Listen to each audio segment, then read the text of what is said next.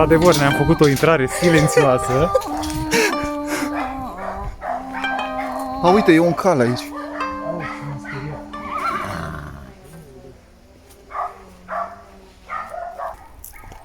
Uite, deja putem să vedem prima clădire, prima cabană, care arată foarte bine, dacă mă întreb pe mine. Suntem la Telega. Multora dintre voi probabil că nu vă spune nimic numele ăsta, Telega. Suntem în Valea Doftaniei aici și e mai mult decât un loc ăsta. Suntem pe un tărâm al nostalgiei. Aici a fost una dintre cele mai mari tabere de pionieri din România, tabără internațională de pionieri, tabăra de la Telega. Aici, de fapt, toată zona asta este o fantasmă industrială din Valea Prahovei. Valea Doftana era cunoscută ca California României, pentru că aici era un adevărat paradis petrolier. Ba chiar în 1857, când încă nu exista România, aveam Principatele Române, am fost primul stat din lume care am avut o producție înregistrată de țiței, 257 de tone. Și cât vedeai cu ochii pe aici, exista o pădure de sonde. Acum, la intrare, am stat de vorbă cu un nene care are aici o casă și ne spunea că acest loc a aparținut unui petrolist englez. Înainte să vină comuniștii, când a simțit pericolul în aer că vor veni și vor înhăța tot ce înseamnă proprietate privată și o vor naționaliza, și-a luat tălpășița din țară și a lăsat de izberiște acest loc. După care ăsta a fost luat de comuniști, transformat odată cu începutul anilor 60-70, când începe la noi fenomenul taberelor școlare, transformat în tabără școlară. Și acum avem practic aici, am înțeles că sunt două secțiuni de clădiri.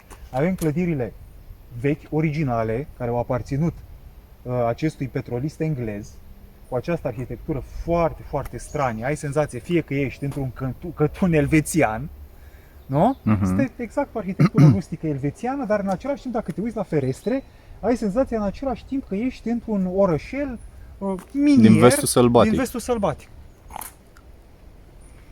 Și așa, și ar mai exista niște clădiri pe care le-au făcut niște anexe comuniștii din beton, în care erau cantina și ce alte dependențe mai aveau ei pe aici.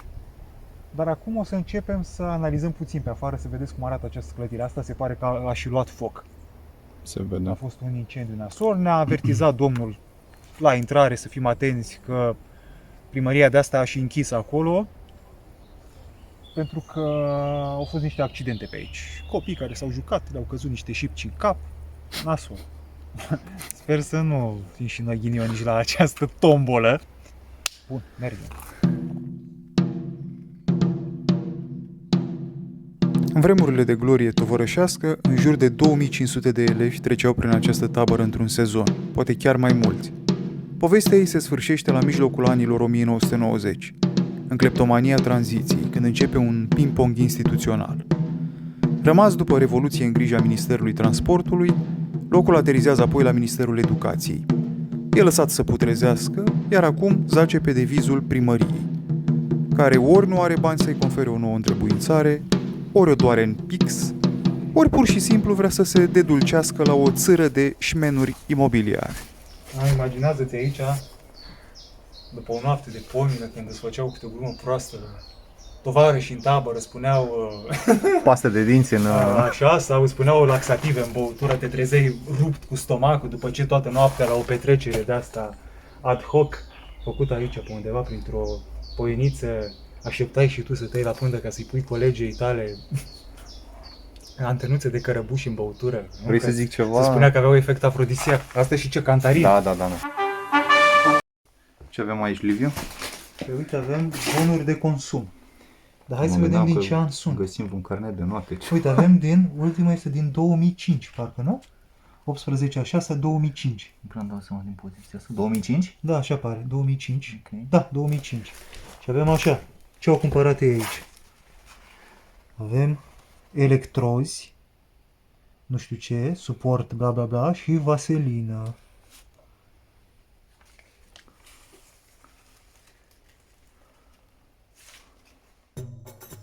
pocnete, trosnete, bârâituri. Acesta este refrenul încăperilor. Și chiar dacă pretutindeni dai peste saltele sfâșiate, paturi răsturnate și grinzi prăbușite, camerele nu au un aer sinistru. Din contră, degajă o anumită seninătate, o tandrețe confuză și un soi de voioșie estivală. De parcă deciniile de hărmălaie școlărească au lăsat în adormire o amprentă nealterată de bucurie. Ce mai încoace și încolo? Tabăra asta te incită la inconștiență, la sărituri de Tarzan pe bârnele putrezite. Are așa o energie psihotică de Disneyland.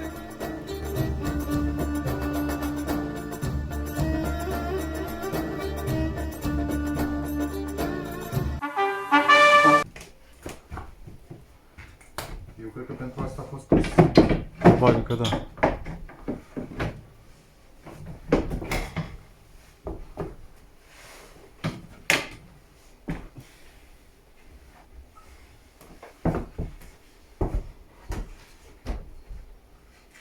Ia uite-te, e podea acolo? Da.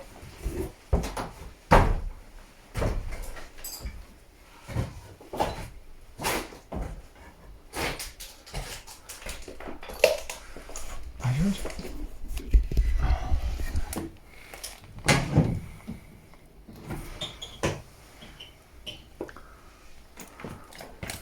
Vrei să te apuc de mână? Nu.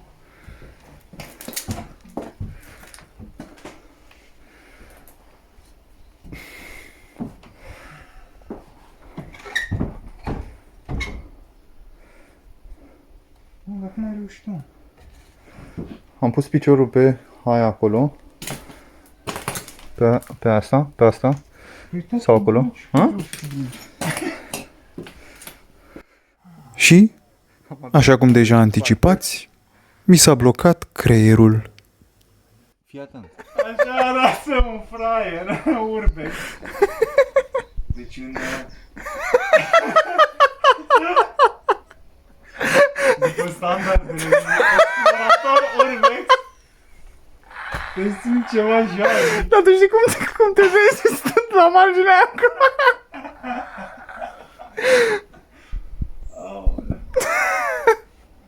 Hai cum mă duc să filmez, dar... Nu? Bă, de ce nu poate să mă fac asta? Omul pe aia așa. Dar de ce nu poți să te ridici? Nu știu. Nu înțeleg, mi s-a blocat creierul, efectiv.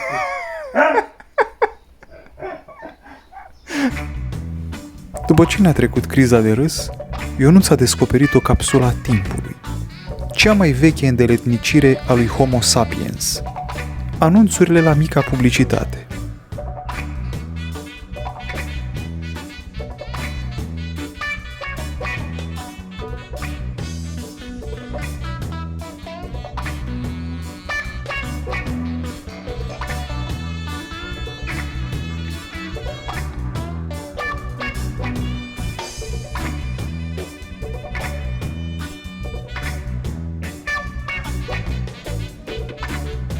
Cameră. Întrerupătorul ăsta. Mai erau niște cuiere vechi. Cred că originale. Cum este ăsta. Poate trezește cuiva amintiri care a fost prin tabără pe la... Așa, și aici sătenii sau toți care au venit și au ciordit, ce au făcut ei pe aici, au făcut și un aranjament de altar păgân. Așa că... Se pare că în toate drumețiile noastre dăm peste tot felul de altare păgâne. Deci dacă aveți de gând să aduceți, vreți să ucideți pe cineva într-un mod ritualic, puteți veni aici, aveți paturi. Avem un os de vită acolo, lângă un papuc. Mă, asta cred că sunt la căutare în restaurantele cu stele Michelin. O minge de tenis. 90-ist. Mirinda. Mai există nu mai acum există Mirinda? Mirinda? Nu cred că Mirinda? mai există Mirinda. Liviu, de când am mai ieșit la un supermarket? Eu nu mai beau. eu suc n-am mai băut de ani de zile. Da, mai există Cum mai Mirinda. există Mirinda? Da, normal. Deci, astea sunt bateriile care imită 777. Erau niște baterii celebre din anii 90 Și asta este varianta, deci ele în sine, bateriile 777 sunt low cost. Erau bateria săracului 777. Le băgai, aprindeai lanterna și pac, se terminau. Imediat. Avem aici.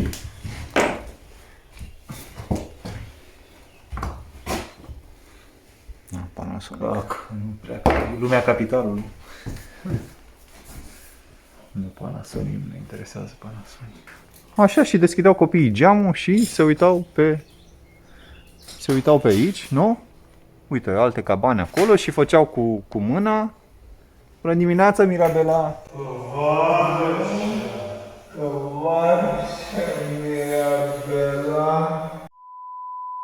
Tot înainte mândri pionieri, fii de bravi eroi pe plaiul românesc, la școala muncii dobândind puteri, comuniști ai patriei cresc. Sus, mai sus, cutezători, sub viteazul tricolor, România înălțați, pionieri neînfricați, cântau șoimii patriei. Ei bine, tot peste un cântecel am dat și noi. Nu patriotic, dar plin de pasiune.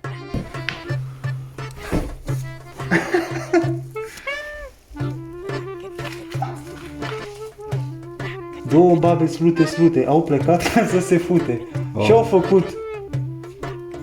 Și-au făcut un tur, le-au intrat un băț în cur.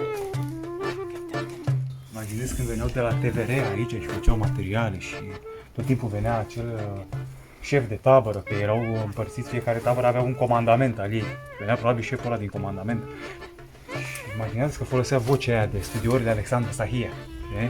Bine ați venit la tabăra noastră, unde prin călăuzirea partidului Tineretul intră în contact cu natura. Aici puteți observa pe Sofia, care este tânăra noastră pionieră. Sofia cu palmele ei, cu mâinile ei goale, se bagă în hazna și strânge tot rahatul taberei. Sofia este o adevărată constructoare de viitor. Ia.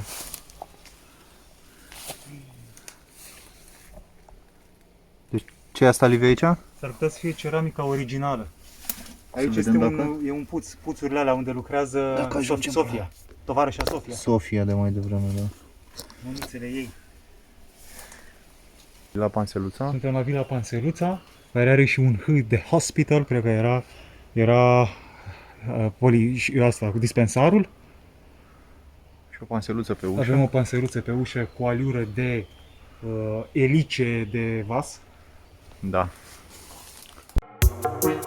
Suntem deja năuciți. Pare că timpul se scurge în buclă, iar fiecare coridor multiplică parcă la infinit un labirint. Asta pentru că vilele sunt în mare parte identice. Doar ferestrele ce mai rup ritmul, trezindu-te din hipnoza decorului monoton și identic. Văzută din aceste încăperi, lumea exterioară are consistența înșelătoare a unui vis. Pare mirajul unui virus informatic, șarada unui hacker. Și când crezi că locul începe să devină zgârcit cu artefactele, bum! Găsești câte un răvaș. Și încă unul. Și încă unul. Mamă, îți mai aduce aminte cărțile astea de joc? Sau ce erau? Da! Astea erau astea, da, învățai animalele, numele animalelor, speciile. Uite, asta este originală, cred că de atunci s-ar putea să fie. Oglinda, știi, asta ți-o puneai, știi ce făceai cu oglinda asta? Nu făceați de asta la școală? Ce, la fete? La fete, nu știi că îți spuneai, hai să le arătăm ăstora mai tineri. Da, cu siguranță. Se punea în ziua de astăzi trebuie doar să întrebi sau să rogi frumos. Lasă-mă, dar ei nu știu asta de papuași. Se punea așa, se punea aici și dacă era vară, începutul verii așa, și venea fata cu fustă, colega, așa, întindeai piciorul pe sub bancă și te uitai. Exact ca să vezi dacă puteai să vezi chiloței. Din școală. Dar nu, pentru că astea erau practic moștenirea de tacticilor de spionaj de război rece, pe care noi le avem genetic de la părinții noștri, le aveam asta. Ai încercat vreodată? Asta? Tot timpul, mergeam așa. Tăram piciorul, nu mai puteam, eram dependent. Aș fi mers într-un singur. Să vedem ce scrie pe Nici nu știu ce... Ia! La Medgidia! Am făcut... Ia, stai așa. Te iubesc, Ioana. Începe cu te iubesc, Ioana. Foarte frumos. Ok, deci avem aici o Ioana, cineva care o iubește pe Ioana și avem aici povestea acelei persoane și a Ioanei. Lui, cu siguranță e un băiat. Și zice așa, nu prea sunt chiar așa de multe chioșcuri, cred. Îi scrie Ioanei, vezi? El probabil că îi scrie de la Năvodare, îi scria Ioanei. Și după care s-a dus la Medgidia, pe care a scris-o Medgidia. Medgidia. Nici nu știu ce Așa se aude. întâmplă. La Medgidia am făcut și nu știu ce a făcut el. A făcut niște cumpărături și probabil că mai prost i-a cumpărat toți banii. I-a spart acolo. Dacă este ăla care spusese că a venit aici și aducea aminte, am citit noi pe net, și timp în 3 zile și-a Cheltuit toți banii și că nu-i pare rău.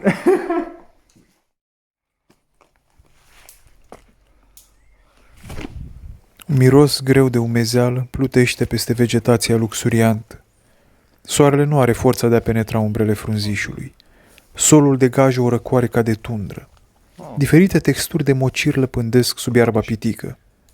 Simți parcă în propriul stomac foamea naturii, nerăbdarea ei de a transforma totul în compost. Dintr-un tufiș într-altul am dat peste fosta sală de festivități. O combinație între un staul și o popotă. Superbă sala asta. Iată cam cum credem noi că arăta un Bairam în tabără. Să ne plimbăm cu mașina timpului până în Rusia, cu puțină vreme înaintea prăbușirii URSS.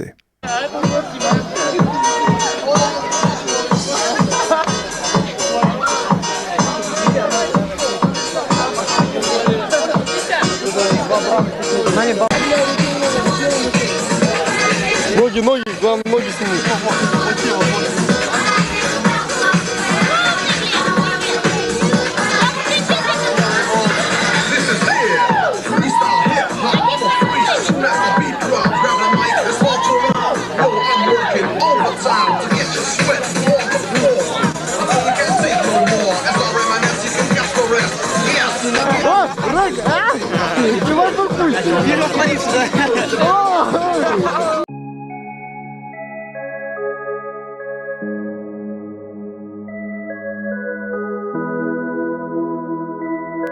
Ah, da, și se cuvine o rectificare.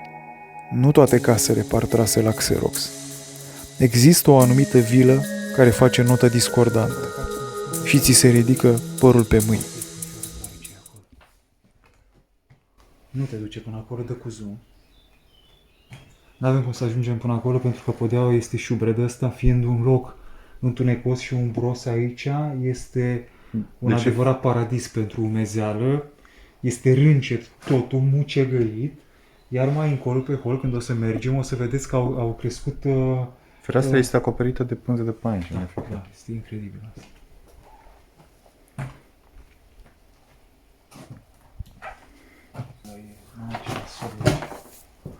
Nu, asta e cea mai nașpa dintre toate. Patul ăsta, Păi nu mănâncă tot, nu mănâncă pielea. zic că este cea mai nașpa dintre toate. Da, da. Deci podeaua este mălos, măl este. Mi-e și teamă să pășesc. Mamă, nu e tare. Urmează vegetație. Sper să Aici se este vadă, am pus exact. lanterna. Da, nu, este foarte nașpa. Uite, aici avem și o tentativă de... Deja îmi plesc că e sub picioare. Mamă, frate, vină să vezi aici. Aici avem o tentativă de... Ce a fost asta? Cred că a fost un șifonier. E primul șifonier pe care l-am găsit. Uite aici. S-ar putea să fie spatele unui șifonier. Și a smuls peretele ăla din spate și restul este înghițit de mâl. Practic avem o mlaștină aici, a început încet, încet. Nisipuri mișcătoare. Nisipuri mișcătoare, uite cum s-a umflat șipcile. Sunt franjurate. Asta se scufundă încet, încet.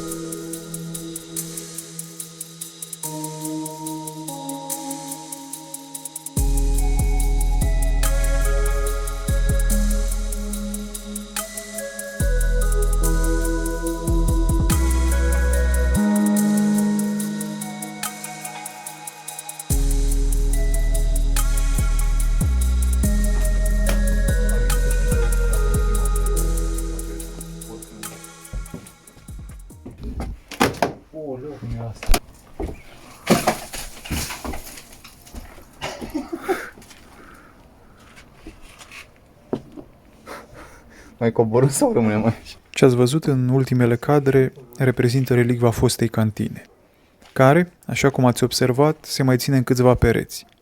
Armătura de chirpici nu va mai rezista mult ploilor de toamnă și zăpezilor.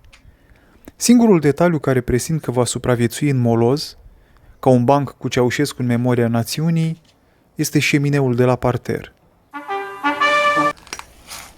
Înainte să venim aici, am făcut un sondaj pe Facebook și am întrebat oamenii, ăștia de 40 plus care au trecut prin taberele de pionieri. Noi n-am trecut. Suntem prima generație care n-a prins taberele de pionieri. Și eram curios să văd ce le dau să mănânce. Ce le dau să mănânce prin taberele astea de pionieri. Și se pare, am văzut acolo, din ce răspunsuri au dat, că era cumva raportată la specificul zonei. Dar, în mod clar, de pe din meniu nu lipseau dimineața marmeladă cu o bucățică de unt și cu niște ceai, iar seara aveau fidea cu lapte sau orez cu lapte, asta nu știu. Cum n-avea rost să cărăm după noi tot soiul de mâncăruri, am văzut că unii au spus că primeau și tocăniță de cartofi, alții mâncare de păstăi, alții mazăre, așa. După toată experiența Partea de astăzi, legumicolă era în regulă, după care... mi-ar fi prins bine niște păstări sau cartofi. Așa că am zis să mâncăm și noi un mic dejun. Dar luăm doar partea asta, totul și cu totul sărăcăcioasă. Așa că am luat. Avem aici unt de Mega Image și avem niște marmeladă. Este singura marmeladă pe care o găsim pe la Mega Image. Așa. Ceva grecesc. Este de căpșuni. Bun, și aici avem ceai.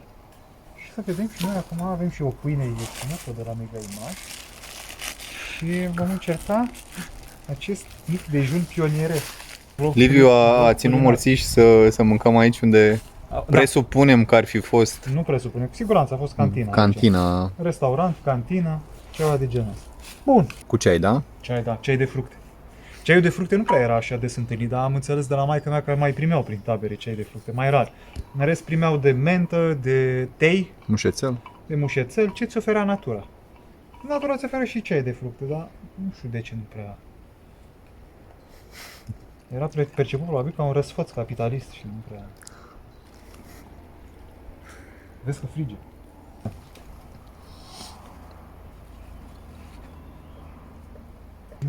Da, mă, e chiar marmeladă Ce asta. era și ce? E chiar marmeladă, fii atent. Ești puțin surprins că ai vrut să cumperi marmeladă și este Nu chiar mă așteptam să fie marmeladă. lichidă, dar nu mă așteptam să aibă elasticitatea asta. Bun, Uite, hai să vedem.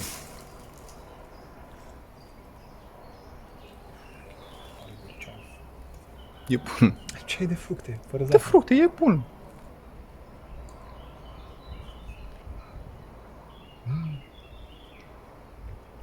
E bun? E foarte bun. Încă mi s-a făcut foame, o să închid. Vrei să zic ceva acum? Ia zi. După ce am gustat prima felie, cred că nu mi-a luat pâine destul. Păi eu ți-am zis că n-am luat pâine destulă. Nu, oricum, știi cum sunt locurile astea? Aici îți vine să mănânci parizer. Toată mâncarea aceea, Serios, dar eu, porno, știi că muncitorească. eu mai meu, din când în când mi se face poftă și mai meu. Parizer? Am o Nu, chestie, parizerul detest. Ăla îl detestă, nu-mi place. Când eram mic, îmi făcea maică-mea Păi ce mă, ți-l făcea prălit la flacără, nu? prăjit, parizer prăjit. Știu, era și prăjit, dar mureai, mă, era acolo, lăsat mie tone mi se de vină grăsime. așa. Și când mesteci, când mesteci, să deschizi și gura pentru... Cum să spun, pentru cei de acasă. Este cea mai bună marmeladă pe care am mâncat-o în viața Așa, mea. iar firivitura aia din colțul gurii nu este un efect căutat, e chiar... Nu l-a pus nimeni acolo. Nu mai ce să mai vorbesc. Ce? Da. Cred că ne apropiem de final, nu știu, dar... Eu și eu nu Mai aveam ceva în plan, dar după ce am mâncat. Deci am exagerat cu aceste simulare de mic dejun. Am luat o pâine întreagă cu o bucată uriașă de unt ăla e foarte gras și jumătate din acea troacă de marmeladă și acum ne e somn, adică eu nu mai vreau urbex, nu mai vreau nimic. Puteți aici în boschet să dorm. Dar mai avem cred că un obiectiv de vizitat. Terenul de sport. Unde după ce mâncau ca noi tona de marmeladă, se duceau să facă exerciții. Pe vremea aia arătau bine ele, după cum erau ca așa de ziua de Păi nu prea le dădea de mâncare. Din... erau mai buijoși, erau... De fapt le calcula... Ieșeau cu tricourile alea, erau tricourile alea Adidas, alea cu 3 dângurițe, așa care sunt scumpe acum. Așa aveau pantalonașii aia scurți de Magic Johnson, ridicați până în gât. Și ieșeau după aceea cu burta plină de marmeladă și făceau exerciții. Sper că roșii, sper că sovietică acolo. Cam atât pe ziua de azi. Ne-ar fi plăcut să încheiem cu șlagărul Silviei Chicoș, La revedere, tabără dragă. Dar drepturile de autor sunt nemiloase cu noi. Iar cei de la Elect Record, stăpânii piesei, am înțeles că îi vânează cu harponul pe youtuberi. Așa că vom finaliza cu un dans tribal dacic în semn de omagiu. Nu ne trebuie decât o doză goală de energizant și o aluzie la blestemul fotbalistic al patriei.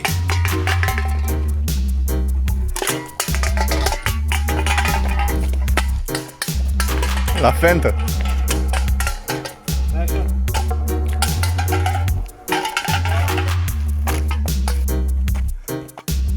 Tabără-te lega, nu-ți vom spune la revedere, ci odihnește-te în pace.